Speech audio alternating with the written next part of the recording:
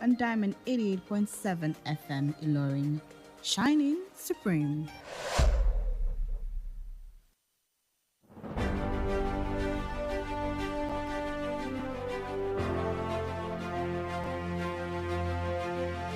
From the news desk of Diamond 88.7 FM Ilorin, this is News on the Hour.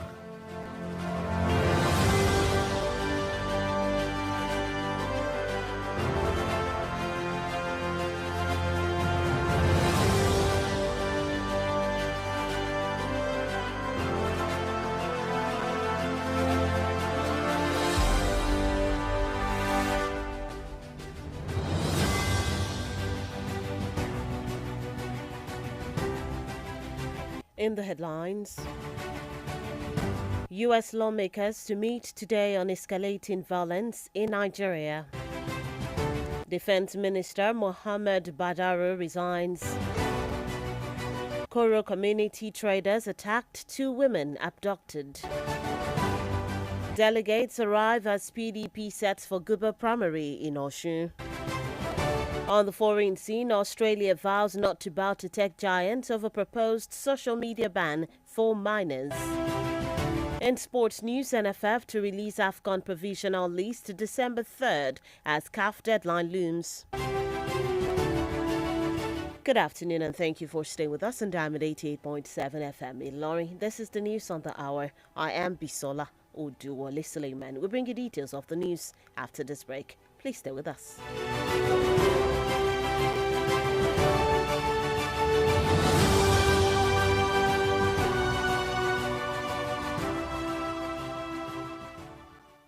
See, wait, he's from our tribe and we are of the same religion, so we have to protect our own. Our tribe isn't corrupt. I beg you, leave am now our Peking. Wait, stop and think. Do you realize that the impact of corruption and careless decisions by that clansman or family member of yours doesn't know tribalism or nepotism? Let's hold everyone accountable for a better society and country. If you see something, say something to the right authorities. This message is reaching you from Diamond 88.7 FM, Ilorin.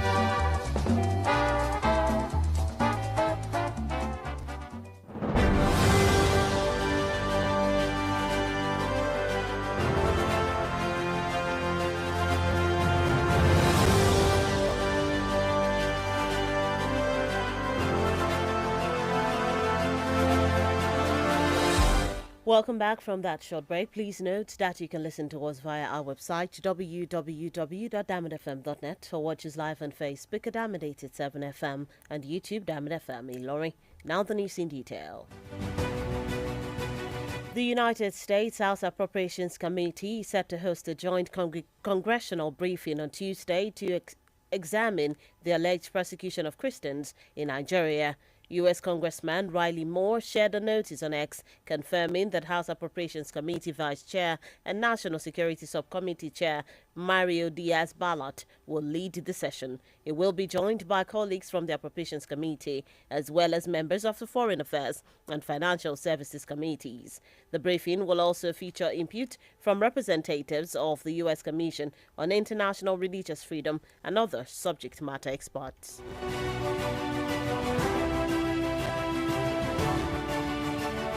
The Minister of Defense, Mohammed Badaru, has resigned his appointment with immediate effect. The Special Advisor to the President on Information and Strategy, Bayo Ononuga, confirmed this on Monday through a letter dated December 1 and addressed to President Tinubu. The presidential spokesman said Abubakar resigned on health grounds. Sources, however, disclosed that President Tinubu will likely inform the Senate of Badaru's successor within the week. His resignation comes amid President Tinubu's declaration of a national security emergency, with plans to elaborate on its scope in due course.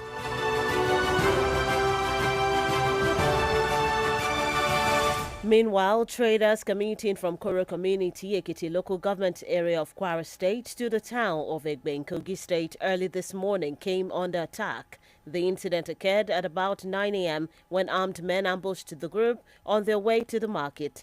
This was confirmed by the Ashiwaju of Koro, Chief Samuel Ayobola, who disclosed that 5 people, 3 men and 2 women, were initially abducted. However, the 3 male victims managed to escape from their captors shortly after the attack, while the 2 women were taken away and are still in captivity. Local vigilantes from Koro community have since launched a pursuit in an effort to rescue the kidnapped women.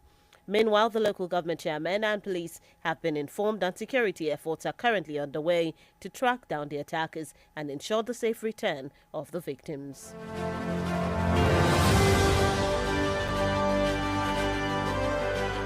Still in the news, the Labour Party presidential candidate in the 2023 elections, Peter Obi, has stated that some of the names President Bola Tinubu submitted to the Senate for ambassadorial confirmation were shocking. In a post on X, Peter Obi expressed disappointment with the list, saying several of the names were questionable, especially when the nation's leadership is marred by mediocrity, corruption and impunity to rise to the top. The former governor of Anambra also faulted the celebration of defectors by those in power amid the rise in economic and security difficulties affecting millions of households.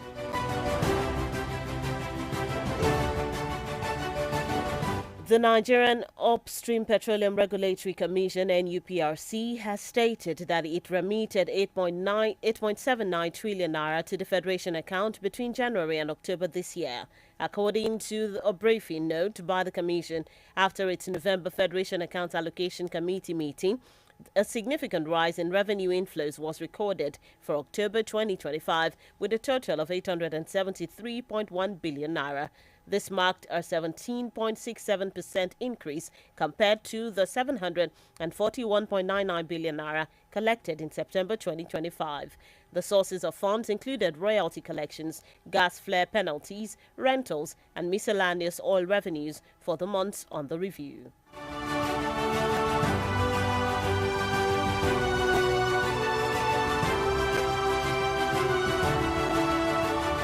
And lastly, on the local scene in Osun State, members of the PDP, People's Democratic Party in Osun, arrived at the venue of its governorship primary election in Osogbo for the party's primary amidst tight security to forestall any violence. Recall that the state PDP chairman, Sunday Bisi, on Monday announced that the primary election would no longer be held due to the crisis that rocked the national leadership of the party. His claim was, however, countered by the national organizing secretary of the party, Theophilus Shan, insisting that the primary would hold as scheduled.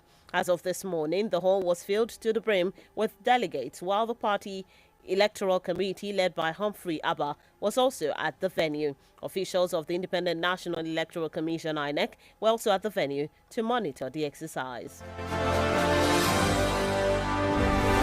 And that's it on the local scene. The news on the hour is reaching you from Diamond 88.7 FM. Ilorin, we take a short break. When we return, Australia vows not to bow to tech giants over proposed social media ban for minors. We'll bring you that story in foreign news and some others in the world of sports. Please stay with us.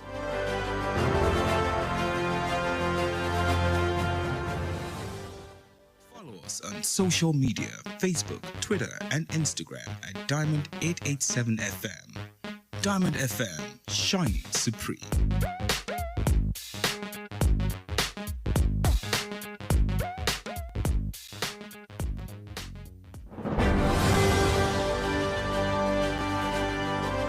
Welcome back from that break. If you're just tuned in and joining us, this is the news on the hour reaching you from Diamond 88.7 FM in Ilorin. Before that break, we brought you local stories. Now we move on to the foreign scene.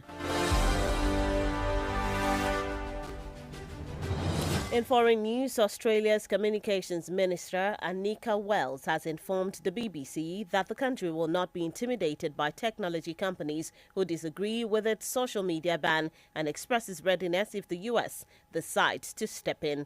From December 10 social social firms, including Snapchat, Meta, TikTok, and YouTube, will have to take what the government says are reasonable steps to stop children under 16 from having accounts on their platforms.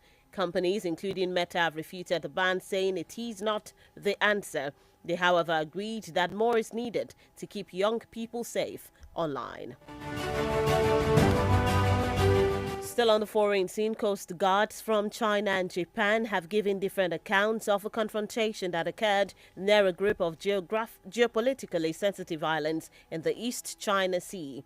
China's Coast Guard said today that a Japanese fishing vessel had illegally entered the waters of the Diaoyu Islands, which Tokyo calls the Senkaku Islands. China claims them as their territory, despite the islands being administered by Japan.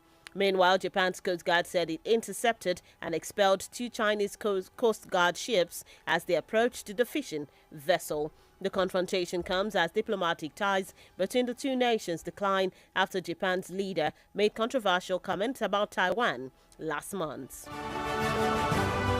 And that's it in foreign news. Moving into the world of sport, Nigeria forward Terem Murphy and Jeremy Boga were attacked by Nice supporters following Sunday's 3-1 defeat to Lorient. While the mood among Nice fans heated up after the defeat, the players were reportedly warned on their way back from the airport that a hostile reception awaited them at the training center, where around 400 supporters gathered at the club's training facility to express their anger. Murphy and Boga were reportedly spat on, punched, kicked, and subjected to verbal abuse, including racist insults. Meanwhile, the strikers have been examined by a doctor on Monday and placed on sick leave until Sunday due to physical and psychological impact of the assault.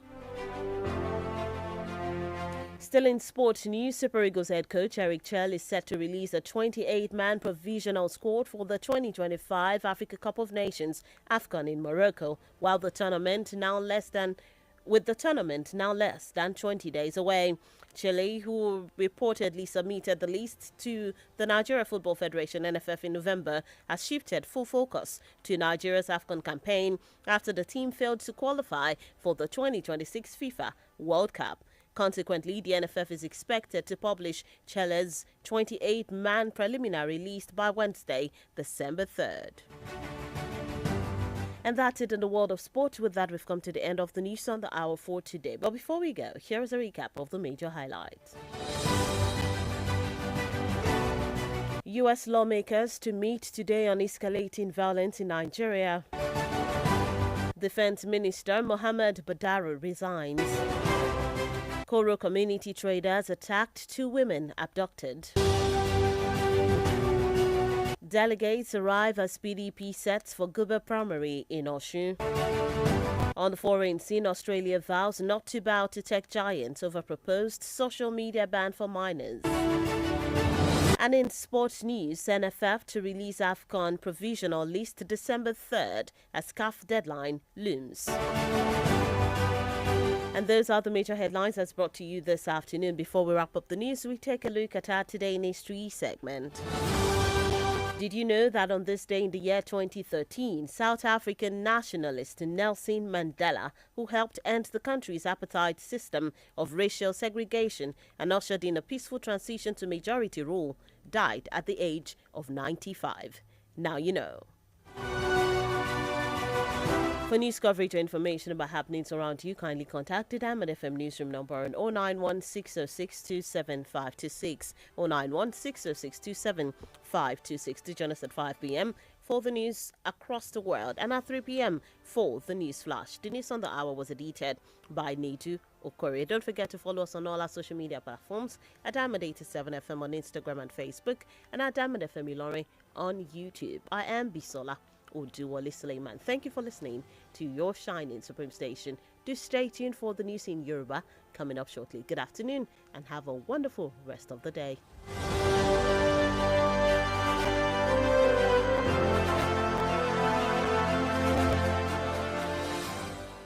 Keep listening to the music, to the sound, to the Diamond FM.